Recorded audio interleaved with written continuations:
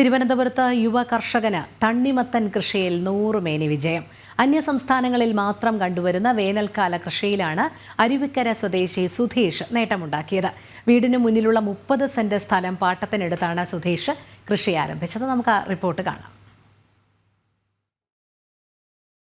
അരുവിക്കര വാർഡിലെ യുവ കർഷകനായ സുധീഷാണ് അന്യസംസ്ഥാനങ്ങളിൽ മാത്രം കണ്ടുവരുന്ന വേനൽക്കാല തണ്ണിമത്തൻ കൃഷിയിൽ 100 മേനി വിജയം കൈവരിച്ചത്. പ്ലംബറായ സുധീഷ് ഒരു കൗതുകത്തിലാണ് കൃഷിയിലേക്ക് തിരിഞ്ഞത്.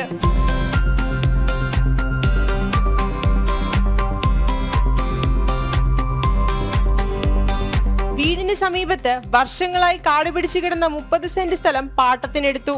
പിന്നീട് കൃഷിഭവന്റെ സഹായത്തോടെ കിരൺ ഇനത്തിൽപ്പെട്ട തണ്ണിമത്തനാണ് കൃഷിക്കായി തിരഞ്ഞെടുത്തത്. കൃഷിഭവന്റെയും ഗ്രാമപഞ്ചായത്തിന്റെയും സഹകരണത്തോടെ ആണ് ഈ പദ്ധതി നടപ്പിലാക്കിയത്.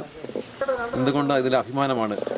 വരും വർഷങ്ങളിൽ പഞ്ചായത്തിന്റെ മുഴുവൻ ഭാഗങ്ങളിലും തണ്ണിമത്തങ്ങ കൃഷി വ്യാപിപ്പിക്കാൻ ഉദ്ദേശിക്കുന്നുണ്ട്. അതിനുള്ള വിവിധ പദ്ധതികൾ നമ്മൾ നടപ്പിലാക്കുന്നുണ്ട്. അമിതമായ ചൂടിനിടയിലും കൃത്യമായ ജലസേചനം ഉറപ്പാക്കാൻ പ്രസിഷൻ ഫാമിംഗ് രീതിയും ഉപയോഗപ്പെടുത്തി.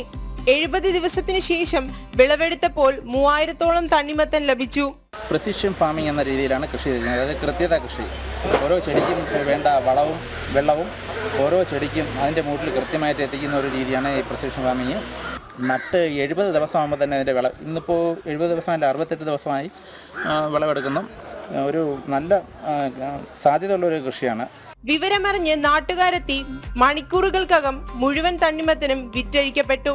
പഞ്ചായത്ത് അംഗങ്ങളും കൃഷി ഉദ്യോഗസ്ഥരും വിളവെടുപ്പിന് സുധീഷിനൊപ്പം കൂടി. ജനം, തിരുവനന്തപുരം.